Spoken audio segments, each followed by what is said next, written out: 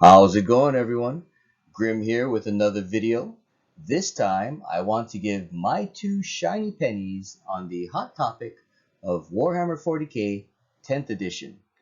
Games Workshop has been spoon feeding us tidbits of information on how 10th will differ from 9th, and some of those morsels are tasty.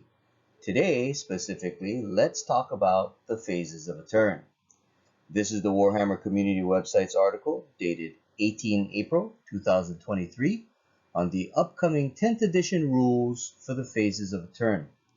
Dubbed the New 40k, Games Workshop is doing a great marketing campaign for and capitalizing on the advent of 10th edition. There is a slew of articles on Warhammer Community, and more are being published on the various aspects of the tabletop game and what changes we should all expect for the new 40k. The new edition of Warhammer 40,000 makes all the phases count. It's all change in the upcoming new edition of Warhammer 40,000. Even the very basics of the game have been simplified to make the game smoother and faster, without losing depth. That's the opening words of the article. Then you see a beautiful diorama of some Eldari banshees and troops fighting some Thousand Sun Terminators. This is a one-sided battle, as those little space elves are clearly no match for the Thousand Suns and the power of Tzeentch. If you didn't already know, I like me some T-Suns. Fortunately for those pointy-eared Xenos, some Harlequin reinforcements are dancing their way through a webway gate in the background. As you move down the article, Warhammer Community shows a diagram of how the phases of a turn will look like in 10th edition. The 7 phases in 9th make way for a streamlined 5 phases. You have the command phase, the movement phase, the shooting phase, the charge phase, and the fight phase. So basically, they're just removing the psychic and morale phases. Oh, and by the way, why is it the shooting phase, but none of the other phases are in the present tense? I think we should all petition GW to change it to the shoot phase. Now, what do you think about the changes here? Well, I'll tell you what I think. Seeing as how I am a big T-Suns fan, I don't like them. I can see how removing phases to streamline the game makes total sense. But two awesome things about T-Suns is that they all have psychic powers, and their all is dust ability makes them immune to morale checks. So, the two phases where they do well in 10th edition, they're being removed.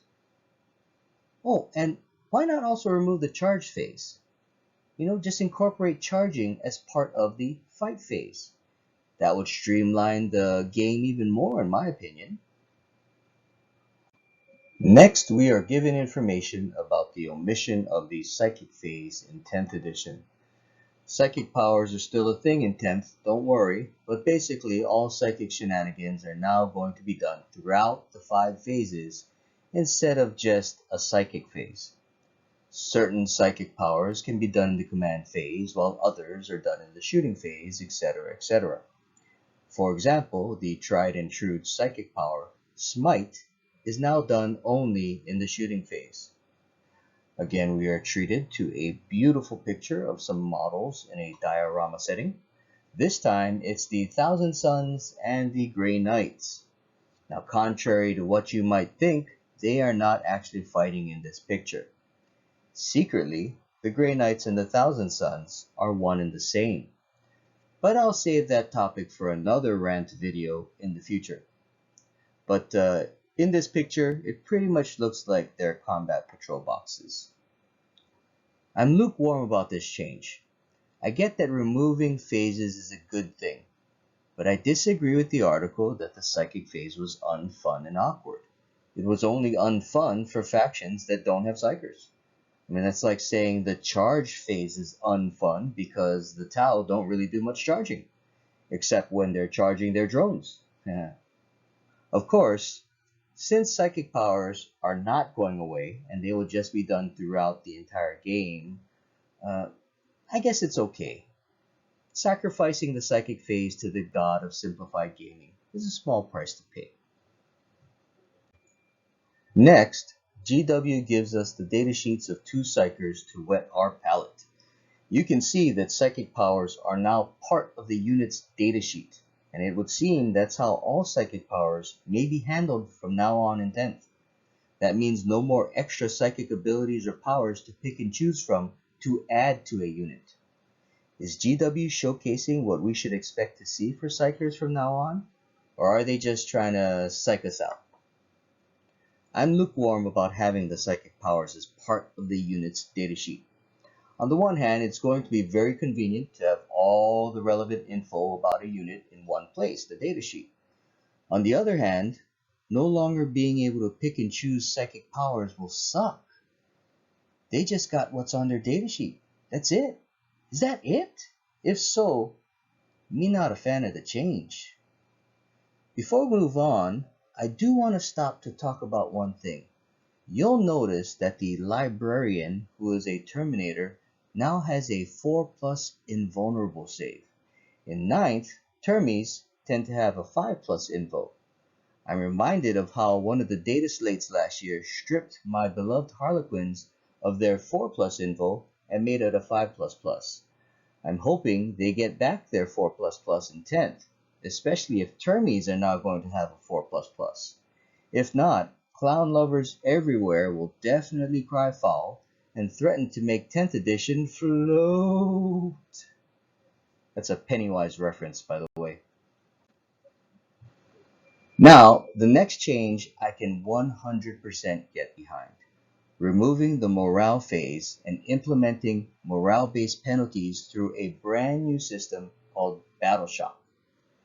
Currently, bad morale equates to one model quote-unquote running away, and then everyone who's left potentially following that one coward on down the road. Well, that's no longer going to be the case. No more running away, which never really sat well with me in the first place for some factions. I can see some rank-and-file Imperial Guardsmen turning tail in the heat of battle, but Space Marines having the same potential to cut bait and run just because of a bad dice roll doesn't make sense lore-wise. And it looks like GW agrees. Now, failing morale will incur penalties instead of losing models. The morale check is replaced with the battle shock check. If you fail, you lose objective control, which looks like all units now have. You also can't easily fall back, and you can't use stratagems on the battle shocked unit. These things make sense. Think about it.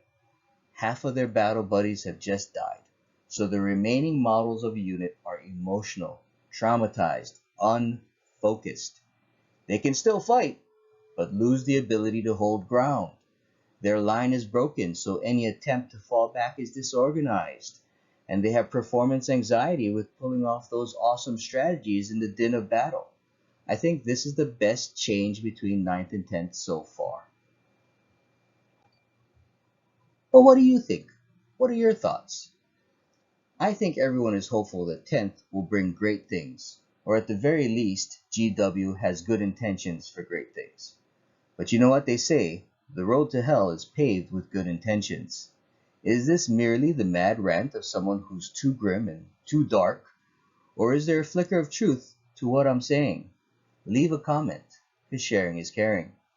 Thank you all very much for watching this video. If you liked it, please give me a thumbs up and subscribe. If you didn't like it, please give me a thumbs up and subscribe. Thank you again for joining me. Grim out.